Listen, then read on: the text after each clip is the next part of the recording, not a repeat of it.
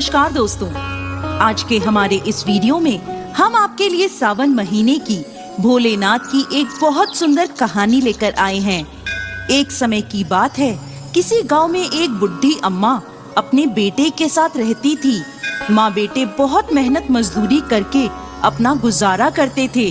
एक बार बुढ़ी अम्मा के मन में विचार आया कि अब उसका पुत्र विवाह के योग्य हो गया है, अब उसे अपने लिए बहू ले आनी चाहिए। कुछ समय बाद बुढ़ी अम्मा ने अपने बेटे का विवाह एक सुशील कन्या से कर दिया। उसकी बहू बहुत सुंदर, सुशील और संस्कारी थी। वो नित्य प्रति जल्दी उठकर घर की साफ सफाई कर स्नान आदि करती और भगवान शिव का अपने घर में ही पूजन करती। विवाह के कुछ समय बाद सावन का महीना आया। बुढ़ी अम्मा की बहू भगवान भोलेनाथ की अनन्य भक्त थी। उसके मन में ये विचार आया कि वह सावन के महीने में मंदिर जाकर शिवलिंग पर जल अर्पित करे। अपने मन में आए विचार को उसने अपनी सास से कहा, माताजी, सावन का महीना शुरू हो गया है, मैं शिव मंदिर जाकर पूजा पाठ करना चाहती हूँ, शिवलिंग पर जल अर्पित करना चाहती हूँ। लेकिन बुढ़ी अम्मा ने उसे मना कर दिया और कहा, घर में ही पूजा कर लो, मंदिर जाने से समय बर्बाद होगा, इतने समय में घर का सारा काम हो जाएगा। ये बात सुन बहू उदास हो गई, लेकिन कुछ नहीं कर सकी। उदास होकर घर के कार्यों में लग गई। उस दिन उसने कुछ अन्न जल ग्रहण नहीं किया। अगले दिन बहू कुएं से जल लाने गई। रास्ते में उसने देखा गांव की दो लड़कियां पूजा की थाली सजाकर मंदिर की ओर जा रही हैं। उसने उन्हें रोका और पूछा, तुम सब कहाँ जा रही हो? तब वह बोली, सावन का महीना शुरू हो गया है, हम सब भगवान भोलेनाथ का पूजन करने मंदिर जा रहे हैं। ये सुन वह फिर उदास हो गई। लड़कियों ने पूछा, आप क्यों उदास हो गईं? तो वह बोली, भगवान शिव मेरे आराध्य हैं, लेकिन मेरी सास ने मुझे मंदिर जाकर पूजा करने से मना कर दिया। तब लड़कियां बोली, आप चिंता मत करो, हर रोज इसी समय पानी भरने आया करो और हमारे साथ मंदिर चलकर भगवान शिव की पूजा कर उन पे जल अर्पित किया करो। तब वह बोली, लेकिन मेरे पास पूजा की कोई सामग्री नहीं है, घर से लाऊंगी तो सास को पता चल जाएगा।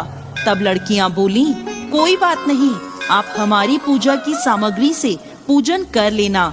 ये सुनकर वो बहुत खुश हुई और रोज उनके साथ मंदिर जाने लगी, जहाँ वो शिवलिंग पर जल चढ़ाती और भक्ति भाव से भोलेनाथ की पूजा करती और उनसे कहती, मैंने अपनी सास से ये बात छुपाई है, इसके लिए मुझे क्षमा कर दीजिएगा। ऐसे ही पूरा सावन का महीना बीत गया। सावन के अंतिम दिन उसने सोचा, पूरा महीना मैंने इन लड़कियों की पूजन सामग्री से पूजा करी है, आज तो मुझे अपना कुछ भोलेनाथ को अर्पित करना ही चाहिए। ऐसा सोचकर उसने अपनी नाक से सोने की नथ उतारी और उसे धोकर शिवलिंग पर अर्पित कर दिया और पूजा कर घर आ गई। घर आकर वो अपनी सास से नजर छुपाकर इधर उधर घूम रही थी, क्योंकि वो जानती थी कि उसकी नाक में नथ ना देखकर सास जरूर पूछेगी कि नथ कहाँ गई। ऐसे ही दोपहर हो गई। तभी अचानक सास की नजर उसकी नाक पर गई और नाक में नथ ना देखकर सास ने पूछा, बहू, तुम्हारी नथ कहाँ है? तो वह बोली, माँ जी, मुझे नहीं पता, शायद कहीं गिर गई होगी। सास बोली, अच्छा, तो ये बताओ कि तुम आज कहाँ कहाँ गई थी, वहीं जाकर ढूंढ लेंगे।